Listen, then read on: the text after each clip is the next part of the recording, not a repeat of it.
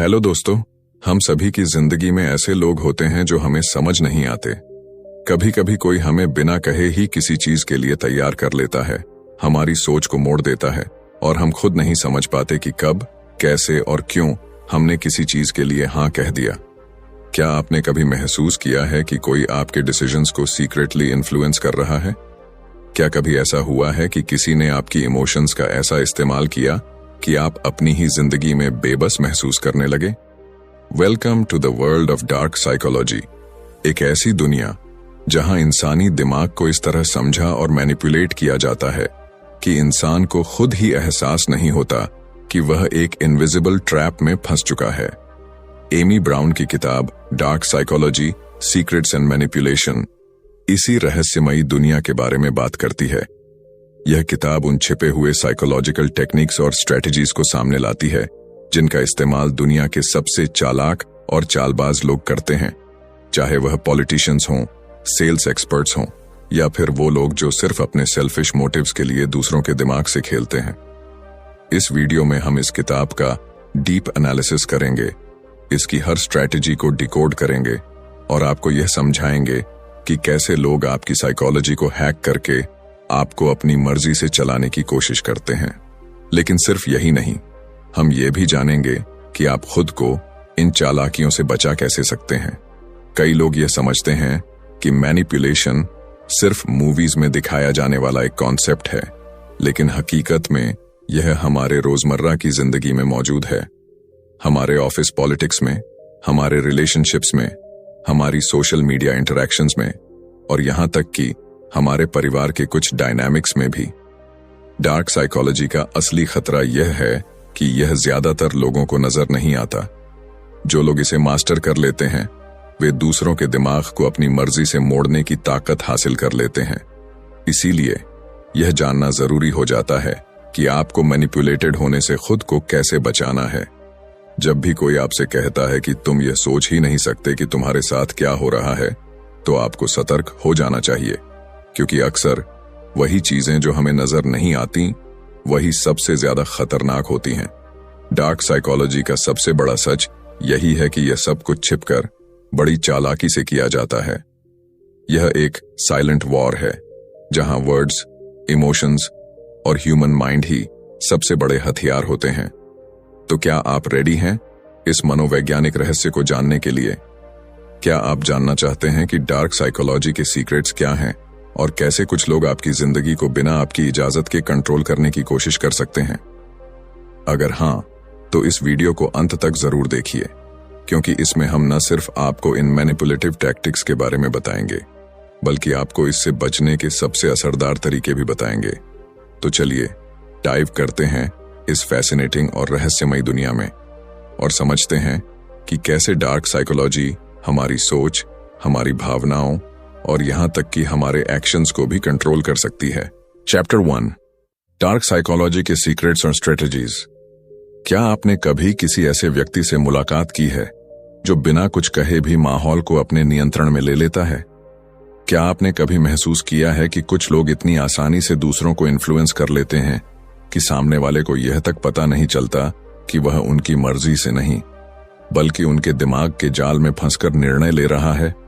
यह कोई जादू नहीं, बल्कि डार्क साइकोलॉजी के गहरे सीक्रेट्स और स्ट्रेटजीज हैं जिनका उपयोग वे लोग करते हैं जो अपने फायदे के लिए दूसरों के मन और भावनाओं से खेलना जानते हैं।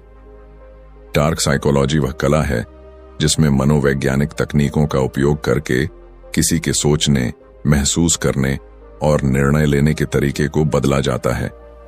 इसे समझने वाले लोग दूसरों को अपनी मर्जी के अनुसार चलाने की क्षमता रखते हैं और उन्हें इसका एहसास तक नहीं होने देते।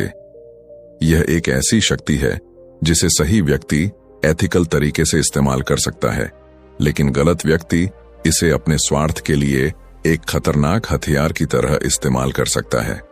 जो लोग डार्क साइकोलॉजी में निपुण होते हैं वे कुछ खास स्ट्रेटजीज का उपयोग करते हैं।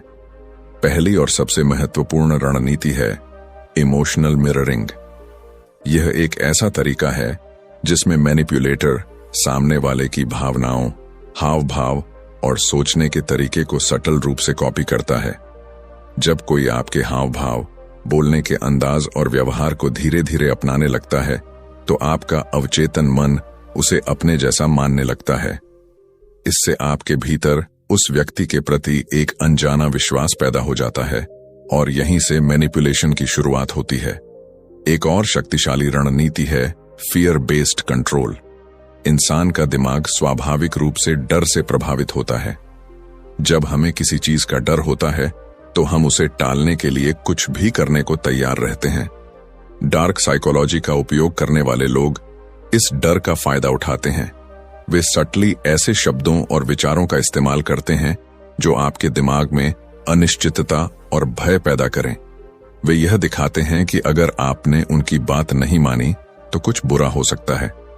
यह डर फाइनेंशियल लॉस, सोशल रिजेक्शन या इमोशनल ब्रेकडाउन का हो सकता है। डर का सही इस्तेमाल करने वाला व्यक्ति आपके दिमाग में वह नैरेटिव सेट कर सकता है जो उसके फायदे के लिए काम करता है। इसके अलावा गैसलाइटिंग एक ऐसी मनोवैज्ञानिक तकनीक है जिसे डार्क साइकोलॉजी में अक्सर इस्तेमाल किया जाता है। इसमें व्यक्ति धीरे धीरे आपकी परसेप्शन को डिस्टॉर्ट करने की कोशिश करता है, जिससे आपको अपने ही विचारों और यादों पर संदेह होने लगे।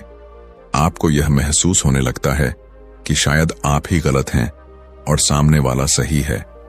जब कोई लगातार यह कहे कि तुम चीजों को गलत समझ रहे हो या तुम्हारी याददाश्त धोखा दे रही है, तो यह गैसलाइटिंग का संकेत हो सकता है। यह तकनीक इतनी खतरनाक होती है कि व्यक्ति अपनी ही सोच पर शक करने लगता है और पूरी तरह से मैनिपुलेटर पर निर्भर हो जाता है। डार्क साइकोलॉजी का एक और छिपा हुआ रहस्य है गिल्ट ट्रिपिंग। यह एक ऐसी तकनीक है जिसमें व्यक्ति दूसरे के अंदर अपराध बोध की भावना जगाता है ताकि वह उसकी बात मानने को मजबूर हो जाए। उदाहरण के लिए, अगर कोई यह कहे, अगर तुम मेरी मदद नहीं करोगे तो मैं बहुत परेशान हो जाऊंगा, या अगर तुमने मेरी बात नहीं मानी तो यह दिखाएगा कि तुम्हें मुझसे कोई फर्क नहीं पड़ता, तो यह गिल्ट ट्रिपिंग का एक उदाहरण है। यह एक सटल लेकिन बेहद प्रभावी तरीका है जिससे लोग दूसरों को अपने नियंत्रण में रखते हैं। डार्क साइकोलॉजी के इन सीक्रेट्स का इस्तेमाल सिर्फ व्यक्तिगत रिश्तों में ही नहीं बल्कि बड़े स्तर पर भी किया जाता है। राजनीति, बिजनेस, मार्केटिंग और सोशल मीडिया में भी यह तकनीकें अपनाई जाती हैं। कंपनियां अपने प्रोडक्ट्स बेचने के लिए लोगों के मनोविज्ञान को समझकर विज्ञापन तैयार करती हैं।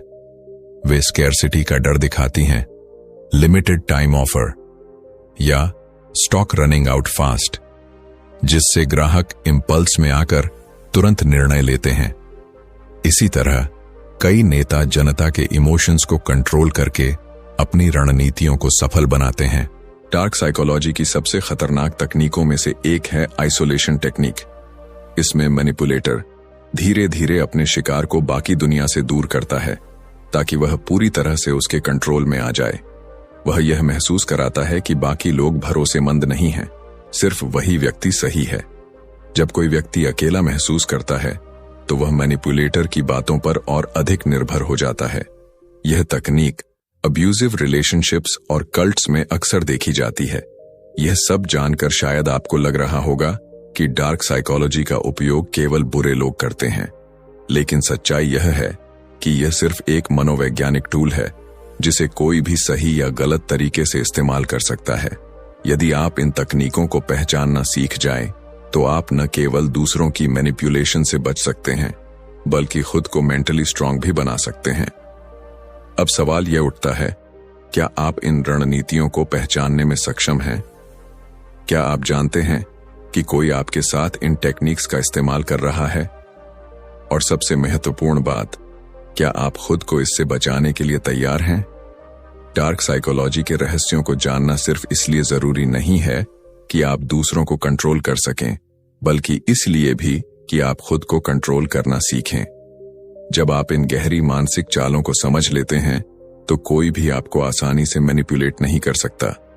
अब यह आपके हाथ में है कि आप इस ज्ञान को कैसे इस्तेमाल करते हैं, एक मेंटल शील्ड की तरह या एक साइकोलॉजिकल वेपन की तरह। Chapter 2, analysing dark psychology. क्या आपने कभी सोचा है कि इंसान के दिमाग में चल रही गहरी चालों को समझने की ताकत अगर आपके पास हो तो आप कितनी चीजों को अपने पक्ष में कर सकते हैं? क्या अगर आपको यह पता चल जाए कि कोई आपके साथ खेल खेल रहा है तो आप उसके जाल में फंसने से पहले ही खुद को बचा सकते हैं? यह सब समझने के लिए हमें डार्क साइकोलॉजी को एनालाइज करना होगा। यह कोई साधारण मनोविज्ञान नहीं है, बल्कि यह इंसानी दिमाग के उन पहलुओं की गहराई में जाने की कोशिश है जिनके बारे में आम लोग सोचते भी नहीं हैं। डार्क साइकोलॉजी यानी मनोविज्ञान का वह क्षेत्र जो पावर, कंट्रोल और इन्फ्लुएंस पर आधारित होता है। यह इंसानों के कमजोर बिंदुओं को समझने, उनकी इच्छाओं और डर को मैनिपुलेट करने और उन्हें एक ऐसी दिशा में ले जाने की कला है जिसमें वे खुद भी यह महसूस नहीं कर पाते कि उनके साथ क्या हो रहा है। यह उन मानसिक तकनीकों का गहन अध्ययन है जिनका उपयोग अक्सर नार्सिसिस्ट्स, साइकोपैथ्स और मास्टर मैनिपुलेटर्स करते हैं। हमारी रोजमर्रा की जिंदगी में हम कई बार ऐसे लोगों के संपर्क में आते हैं जो हमारी भावनाओं के साथ खेलते हैं, हमें गिल्ट ट्रिप में डालते हैं या फिर हमारे डर का फायदा उठाकर हमें अपने अनुसार चलाने की कोशिश करते हैं। कई बार हमें पता भी नहीं चलता कि हमारी डिसीजंस, हमारी सोच और यहां तक कि हमारे इमोशंस भी सटली कंट्रोल्ड हो रहे हैं। लेकिन जब हम डार्क साइकोलॉजी को एनालाइज करना शुरू करते हैं तो हमें यह समझ में आने लगता है कि किस तरह से कुछ लोग हमारी भावनाओं, हमारी सोच और हमारी धारणाओं को मैनिपुलेट करने की कोशिश कर रहे हैं। डार्क साइकोलॉजी को समझने का सबसे पहला और सबसे जरूरी कदम यह है कि हम यह जानें कि आखिर इंसान का दिमाग कैसे काम करता है। हमारे मनोवैज्ञानिक पैटर्न्स, हमारे फियर्स, डिजायर्स और इनसिक्योरिटीज ही हमें वल्नरेबल बनाते हैं। जब कोई हमें अप्रूवल देता है तो हम खुश होते हैं और जब कोई हमें इग्नोर करता है तो हम बेचैन हो जाते हैं। जब कोई हमारे डर को ट्रिगर करता है तो हम घबरा जाते हैं और जब कोई हमें वैलिडेशन देता है तो हम उसके प्रति आकर्षित होने लगते हैं। यही साइकोलॉजी है और यही वह आधार है जिस पर डार्क साइकोलॉजी काम करती है। सोचिए, जब कोई मैनिपुलेटर आपको यह महसूस कराता है कि आप गलत हैं और वह सही है, तो क्या यह सिर्फ एक आर्ग्यूमेंट है? जब कोई आपको यह कहकर कंट्रोल करता है कि आप उसे डिसअपॉइंटेड नहीं करना चाहते, तो क्या यह सिर्फ एक इमोशनल रिक्वेस्ट है? जब कोई आपको फियर बेस्ड डिसीजंस लेने पर मजबूर करता है, तो क्या यह सिर्फ एक चेतावनी है? नहीं, यह सब डार्क साइकोलॉजी के टैक्टिक्स हैं जिनका उपयोग करके लोग दूसरों को कंट्रोल करने की कोशिश करते हैं। डार्क साइकोलॉजी के कुछ सबसे खतरनाक वेपन्स होते हैं: manipulation, deception, gaslighting, guilt tripping और इमोशनल एक्सप्लॉयटेशन। ये सभी टेक्निक्स एक ही चीज पर केंद्रित होती हैं: दूसरे व्यक्ति के इमोशंस और थॉट्स को सटली कंट्रोल करना। जब कोई आपको गिल्ट ट्रिप करता है और आपको इस तरह फील कराता है कि आप बुरे इंसान हैं सिर्फ इसलिए ताकि आप उनकी बात मान लें, तो ये डार्क साइकोलॉजी का एक क्लासिक एग्जाम्पल है। जब कोई आपकी परसेप्शन को मैनिपुलेट करता है और आपको यह विश्वास दिलाने की कोशिश करता है कि आपकी ही सोच गलत है, तो ये गैसलाइटिंग कहलाता है। और जब कोई आपको धीरे धीरे अपने इन्फ्लुएंस में लाने के लिए डिसेप्शन यानी धोखे का इस्तेमाल करता है, तो यह भी डार्क साइकोलॉजी का एक हिस्सा होता है। डार्क साइकोलॉजी का एक और पहलू है परसुएजन वर्सेस मैनिपुलेशन। बहुत से लोग परसुएजन और मैनिपुलेशन को एक ही चीज समझते हैं, लेकिन दोनों में एक सटल फर्क है। परसुएजन यानी मनाने की कला एक एथिकल स्किल होती है जिसमें सामने वाले को बिना दबाव डाले लॉजिक और इमोशंस के संतुलन के साथ अपनी बात पर सहमत किया जाता है। लेकिन मैनिपुलेशन एक अनएथिकल तरीका होता है जिसमें सामने वाले की भावनाओं के साथ खेलकर उसे अपनी मर्जी से कंट्रोल किया जाता है। डार्क साइकोलॉजी का सही अध्ययन करने पर हमें यह समझ में आता है कि लोग कैसे सोचते हैं, कैसे रिएक्ट करते हैं और किन परिस्थितियों में वे सबसे ज्यादा वल्नरेबल होते हैं।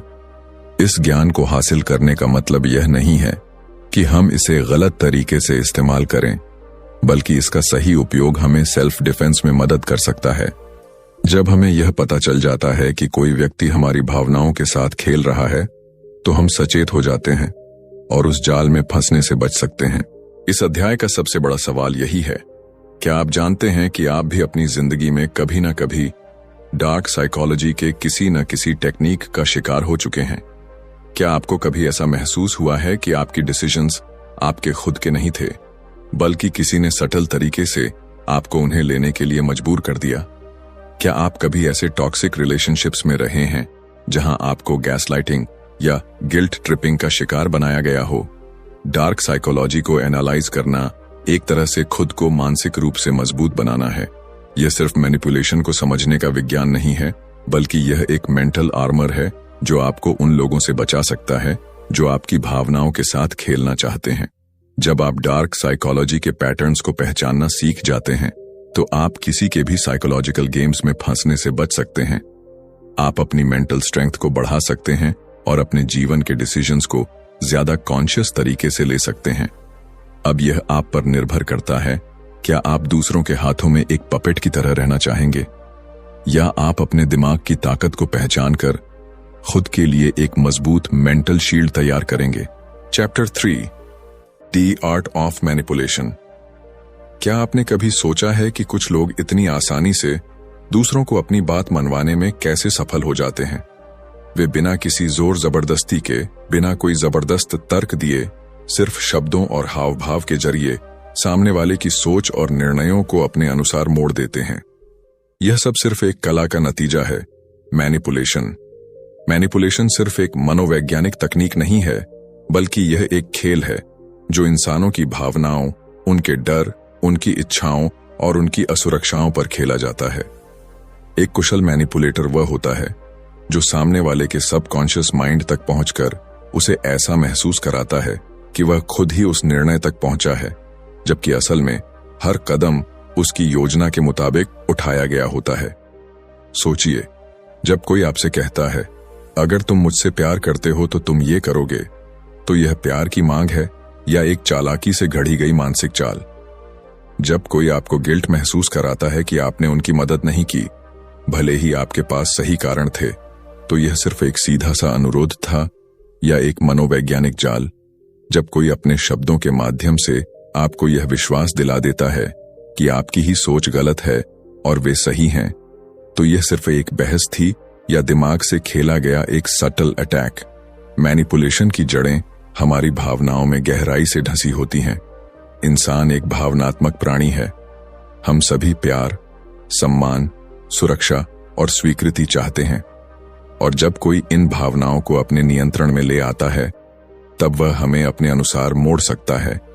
यह कला इतनी सूक्ष्म होती है कि अक्सर हमें एहसास ही नहीं होता कि हम मैनिपुलेटेड हो रहे हैं। हम सोचते हैं कि हम अपने डिसीजंस खुद ले रहे हैं, लेकिन असल में हर डिसीजन हमें एक खास दिशा में धकेलने के लिए केयरफुली प्लान्ड होता है। एक कुशल मैनिपुलेटर यह जानता है कि किस इंसान की सबसे बड़ी कमजोरी क्या है।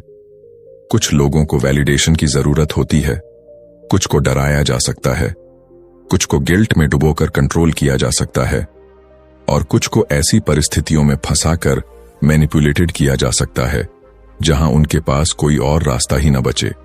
यह सब एक मानसिक खेल का हिस्सा है जहां कोई हार मानता नहीं दिखता, लेकिन असल में एक व्यक्ति हमेशा मानसिक रूप से हार चुका होता है। आपने शायद रिश्तों में, दोस्ती में, ऑफिस की पॉलिटिक्स में या अपने निजी जीवन में ऐसे कई उदाहरण देखे होंगे जहां लोग दूसरों की भावनाओं से खेलकर अपना काम निकलवा लेते हैं। क्या आपने कभी महसूस किया है कि किसी ने आपको कोई ऐसा काम करने के लिए राजी कर लिया जो आप करना नहीं चाहते थे? क्या आपको कभी गिल्ट ट्रिप में डालकर कोई ऐसा काम कराया गया जिससे आपको बाद में लगा कि आपने खुद के साथ अन्याय किया? क्या आपने कभी ऐसे लोगों के साथ डील किया है जो आपकी बातों को तोड़ मरोड़ कर पेश करते हैं ताकि आप हमेशा खुद को दोषी महसूस करें? मैनिपुलेशन के कई रूप होते हैं: gaslighting, silent treatment, guilt tripping, passive aggressiveness और सटल माइंड गेम्स। ये सभी तकनीकें इस एक ही उद्देश्य के लिए बनाई गई हैं, दूसरे व्यक्ति के विचारों और निर्णयों को कंट्रोल करना। जब कोई आपको यह महसूस कराता है कि आपकी खुद की सोच गलत है और आपको हर हाल में उनकी बात माननी चाहिए, तो यह गैसलाइटिंग कहलाता है। जब कोई आपको साइलेंट ट्रीटमेंट देता है ताकि आप उनकी मर्जी के अनुसार चीजें करें, तो यह भी मैनिपुलेशन का एक रूप है। जब कोई गिल्ट ट्रिपिंग करता है तो वह आपकी कॉन्शियंस को इस तरह हिट करता है कि आप खुद को बुरा महसूस करने लगें और उनकी बात मानने पर मजबूर हो जाएं। लेकिन क्या मैनिपुलेशन हमेशा बुरा होता है? इसका जवाब उतना आसान नहीं है जितना लगता है। कई बार मैनिपुलेशन एक आत्मरक्षा का साधन भी हो सकता है। जब कोई आपको फोर्सफुली प्रभावित करने की कोशिश कर रहा हो, तो कभी कभी सटल मैनिपुलेशन ही वह तरीका होता है जिससे आप खुद को बचा सकते हैं। जब किसी टॉक्सिक व्यक्ति से निपटना हो, जब किसी नार्सिसिस्ट को उनकी ही भाषा में जवाब देना हो, तब यह एक डिफेंसिव वेपन बन सकता है। लेकिन यह समझना बेहद जरूरी है कि आपको मैनिपुलेटेड होने से बचने के लिए मैनिपुलेशन को समझना होगा। अगर आप यह पहचान लेंगे कि कोई आपकी भावनाओं के साथ खेल रहा है, तो आप खुद को इस खेल से बाहर निकाल सकते हैं। आपको यह समझना होगा कि किसी का गुस्सा, कोई इमोशन ड्रिवन आर्ग्यूमेंट या कोई गिल्ट ट्रिपिंग हमेशा जेन्युइन नहीं होती। कई बार ये सिर्फ टैक्टिक्स होती हैं ताकि आप उनकी मर्जी के अनुसार चलें। Chapter 4, the art of persuasion. क्या आपने कभी सोचा है कि कुछ लोग इतने प्रभावशाली क्यों होते हैं? वे कुछ भी कहें, लोग उनकी बात को मान लेते हैं। वे जब किसी चीज के लिए रिक्वेस्ट करते हैं तो सामने वाला मना नहीं कर पाता। उनकी प्रेजेंस में एक अलग ही पावर होती है जिससे लोग उनकी बातों से सहमत होने लगते हैं। यह कोई जादू नहीं है, बल्कि यह है परसुएशन, यानी मनाने की कला। परसुएशन एक ऐसी अदृश्य ताकत है जो इंसान के दिमाग में धीरे धीरे असर डालती है। यह कोई जबरदस्ती या मैनिपुलेशन नहीं होती, बल्कि यह एक सटल इन्फ्लुएंस होती है जिसमें सामने वाले को यह महसूस कराए बिना कि उसे प्रभावित किया जा रहा है, उसे अपनी मर्जी से आपके विचारों की ओर आकर्षित किया जाता है। एक कुशल परसुएडर वह नहीं होता जो जबरदस्ती करता है, बल्कि वह होता है जो दूसरों के विचारों, इच्छाओं और भावनाओं को समझकर उन्हें अपने पक्ष में मोड़ने में माहिर होता है। सोचिए, जब कोई सेल्स पर्सन आपको एक ऐसा प्रोडक्ट बेच देता है जिसे खरीदने का आपका कोई इरादा नहीं था, तो यह सिर्फ एक अच्छी बिक्री थी या एक प्रभावी परसुएशन टेक्निक? जब कोई नेता अपने शब्दों के जादू से हजारों लोगों को अपनी बात मानने के लिए तैयार कर देता है, तो यह सिर्फ एक भाषण था या गहरी मनोवैज्ञानिक रणनीति? जब कोई दोस्त, रिश्तेदार या सहकर्मी बिना किसी दबाव के आपको अपनी मर्जी से कुछ करने के लिए तैयार कर लेता है, तो यह सिर्फ संयोग था या परसुएशन का प्रभाव? परसुएशन की असली ताकत इसके सटलिटी में छिपी होती है। यह किसी को मजबूर करने का तरीका नहीं है, बल्कि यह किसी के सोचने के तरीके को इस तरह प्रभावित करने की कला है कि वे खुद ही आपके विचारों से सहमत हो जाएं। इसीलिए सबसे सफल लोग, चाहे वे बिजनेस लीडर्स हों, राजनेता हों, सेल्स एक्सपर्ट्स हों या मोटिवेशनल स्पीकर्स, सभी परसुएशन की कला में निपुण होते हैं। इंसान एक भावनात्मक प्राणी है और उसकी हर डिसीजन मेकिंग प्रक्रिया में इमोशंस का बड़ा हाथ होता है। एक अच्छा परसुएडर जानता है कि तर्क, लॉजिक से ज्यादा भावनाएं, इमोशंस लोगों को प्रभावित करती हैं। यही कारण है कि महान पब्लिक स्पीकर्स जब भी कोई बात कहते हैं तो वे केवल तथ्यों पर निर्भर नहीं रहते, बल्कि वे अपनी बात को इमोशंस के साथ जोड़ते हैं ताकि लोग उस विचार को सिर्फ समझें नहीं, बल्कि उसे महसूस करें। अगर आप ध्यान दें तो परसुएशन का सबसे ज्यादा इस्तेमाल हमारी रोजमर्रा की जिंदगी में होता है। जब कोई बच्चा अपने माता पिता से कोई महंगा खिलौना लेने के लिए जिद करता है और बार बार उन्हें मनाने की कोशिश करता है, तो वह अपनी कच्ची उम्र में ही परसुएशन का इस्तेमाल कर रहा होता है।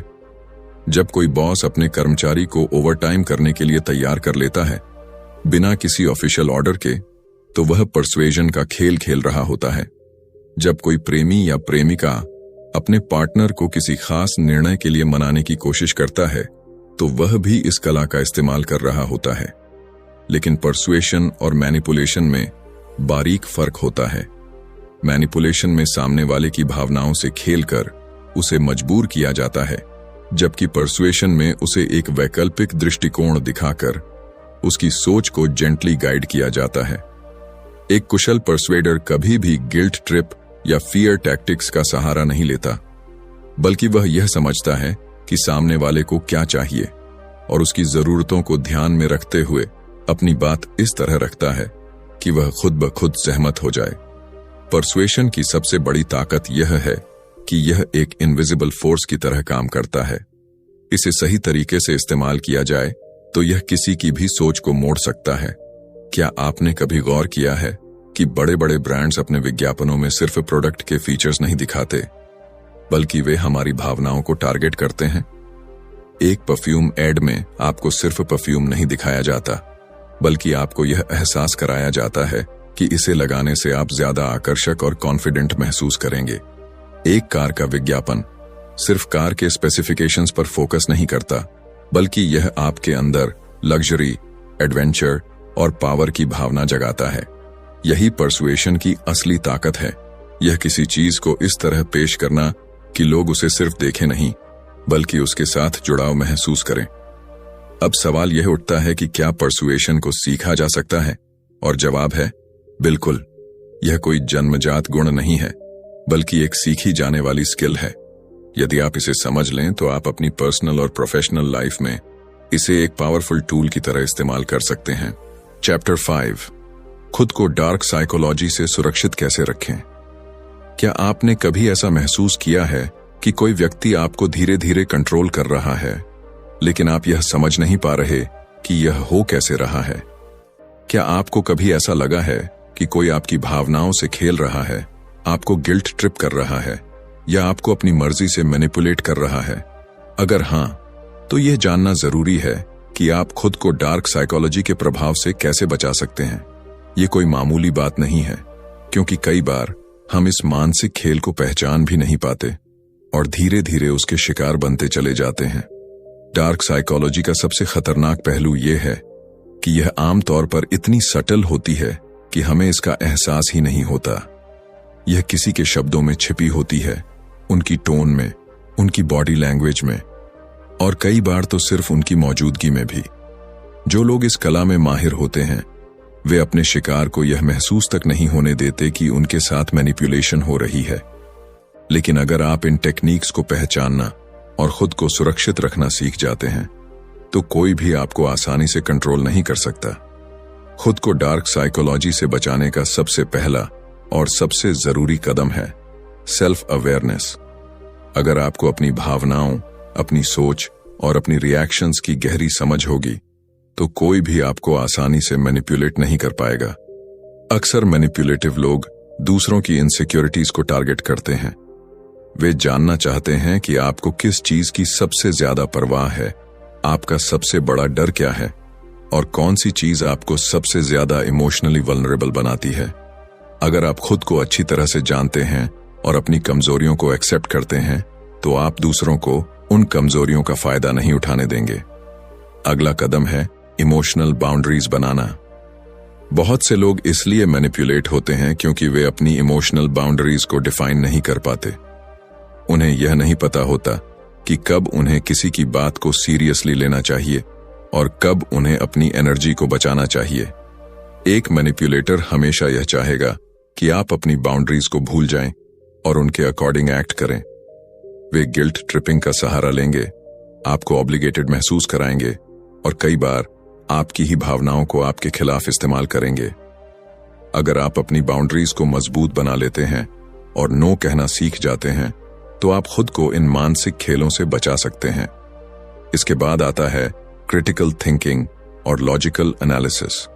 एक मास्टर मैनिपुलेटर हमेशा इमोशंस का इस्तेमाल करता है, क्योंकि वे जानते हैं कि इमोशंस इंसान को सबसे ज्यादा इन्फ्लुएंस करते हैं। लेकिन अगर आप हर चीज को लॉजिकली एनालाइज करना शुरू कर दें, तो आप मैनिपुलेशन से बच सकते हैं। जब भी कोई आपसे कुछ कहे या आपको किसी बात के लिए पुश करे, तो खुद से पूछिए, क्या यह सच में सही है या यह सिर्फ एक इमोशनल ट्रैप है?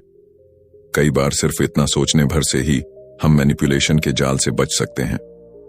डार्क साइकोलॉजी से बचने के लिए सबसे जरूरी चीज है असर्टिवनेस। यह एक ऐसा गुण है जिसमें आप अपनी बात को मजबूती से रखते हैं, लेकिन बिना किसी एग्रेशन के। एक मैनिपुलेटिव व्यक्ति तभी ताकतवर होता है जब सामने वाला कमजोर हो। लेकिन जब आप खुद पर कॉन्फिडेंट होते हैं, अपनी राय को साफ तरीके से रखते हैं और बिना दबाव में आए अपने फैसले लेते हैं, तो कोई भी आपको आसानी से मैनिपुलेट नहीं कर सकता। इसके अलावा अपने आसपास के लोगों को समझना भी बेहद जरूरी है। अक्सर जो लोग हमें मैनिपुलेट करते हैं, वे हमारी रोजमर्रा की जिंदगी में ही होते हैं। दोस्त, सहकर्मी, रिश्तेदार या कभी कभी तो हमारे सबसे करीबी लोग भी। वे धीरे धीरे हमें इमोशनल ट्रैप्स में फंसाते हैं और हमें यह एहसास तक नहीं होने देते कि वे हमारे दिमाग के साथ खेल रहे हैं। इसीलिए लोगों के वर्ड्स से ज्यादा उनके एक्शंस पर ध्यान देना जरूरी है। अगर कोई बार बार आपके सेल्फ एस्टीम को गिराने की कोशिश कर रहा है, आपको गिल्ट ट्रिप कर रहा है या आपको मेंटली एग्जॉस्ट कर रहा है, तो यह एक रेड फ्लैग है। डार्क साइकोलॉजी से बचने के लिए सबसे प्रभावी तरीका यह है कि आप खुद को मानसिक रूप से मजबूत बनाएं। इसका मतलब है सेल्फ रिस्पेक्ट, सेल्फ वर्थ और सेल्फ कॉन्फिडेंस को बढ़ाना। जब कोई मैनिपुलेटर देखता है कि आप अपनी वैल्यू को समझते हैं, तो वे आपको कंट्रोल करने में असफल हो जाते हैं। वे हमेशा उन लोगों को टारगेट करते हैं जो इमोशनल वैलिडेशन की तलाश में होते हैं, जिन्हें अप्रूवल चाहिए होता है या जो इजीली इन्फ्लुएंस्ड होते हैं। लेकिन अगर आप अपनी वैल्यू खुद पहचानते हैं, तो कोई भी आपको गिल्ट ट्रिप करके कंट्रोल नहीं कर पाएगा। डार्क साइकोलॉजी से बचने के लिए एक और जरूरी चीज है डिस्टेंस मेंटेन करना। अगर आपको यह एहसास हो जाए कि कोई व्यक्ति लगातार आपकी मेंटल हेल्थ को प्रभावित कर रहा है, तो सबसे अच्छा तरीका है कि आप उससे धीरे धीरे डिस्टेंस बना लें। यह हर बार पॉसिबल नहीं होता, लेकिन जहां भी मौका मिले वहां आपको टॉक्सिक लोगों से दूर रहने की कोशिश करनी चाहिए। कभी कभी सबसे अच्छा सेल्फ डिफेंस यही होता है कि आप मैनिपुलेशन के सोर्स से ही दूर हो जाएं। सबसे महत्वपूर्ण बात यह है कि खुद को विक्टिम माइंडसेट से बाहर निकालें। कई लोग यह सोचते हैं कि वे बार बार मैनिपुलेट होते रहते हैं और वे इससे बच नहीं सकते, लेकिन सच यह है कि डार्क साइकोलॉजी उन्हीं लोगों पर असर करती है जो इसे समझते नहीं हैं। जब आप इन साइकोलॉजिकल ट्रिक्स को पहचानना सीख जाते हैं, तो आप मानसिक रूप से इतना मजबूत हो जाते हैं कि कोई भी आपको आसानी से मैनिपुलेट नहीं कर सकता। अब सवाल यह उठता है, क्या आप भी कभी किसी के द्वारा मैनिपुलेट हुए हैं, लेकिन आपको उस वक्त एहसास नहीं हुआ? क्या आप भी कभी गिल्ट ट्रिप, इमोशनल ब्लैकमेल या गैसलाइटिंग के शिकार हुए हैं? और अगर हां, तो क्या अब आप खुद को बचाने के लिए तैयार हैं? डार्क साइकोलॉजी को हर कोई नहीं समझ पाता, लेकिन जो इसे समझ लेते हैं, वे अपनी जिंदगी को पूरी तरह से बदल सकते हैं। अब यह आप पर निर्भर करता है कि आप इसे सिर्फ एक साइकोलॉजिकल कॉन्सेप्ट की तरह देखेंगे या इसे एक मेंटल शील्ड की तरह अपनाकर खुद को हर तरह के इमोशनल मैनिपुलेशन से बचाने के लिए तैयार होंगे। तो दोस्तों, अगर आपको यह वीडियो पसंद आया हो और आप चाहते हैं कि मैं इस तरह की और भी किताबों का सार आपके लिए लाता रहूं, तो वीडियो को लाइक करना ना भूलें। अपने विचार कमेंट में जरूर बताएं। क्या आपको कभी ऐसा महसूस हुआ है कि कोई आपको बिना आपके जाने मैनिपुलेट कर रहा था? और अगर हां, तो आपने उससे बचने के लिए क्या किया? आपकी राय मेरे लिए बहुत मायने रखती है। और हां, अगर आप इस चैनल पर नए हैं, तो चैनल को सब्सक्राइब करें और बेल आइकन दबाएं, ताकि आपको ऐसे ही दमदार और ज्ञानवर्धक वीडियो सबसे पहले मिल सकें। अगली बार हम एक और दिलचस्प किताब के साथ मिलेंगे, जो आपकी सोच को और भी ज्यादा तेज और प्रभावी बनाएगी। धन्यवाद। मिलते हैं अगले वीडियो में।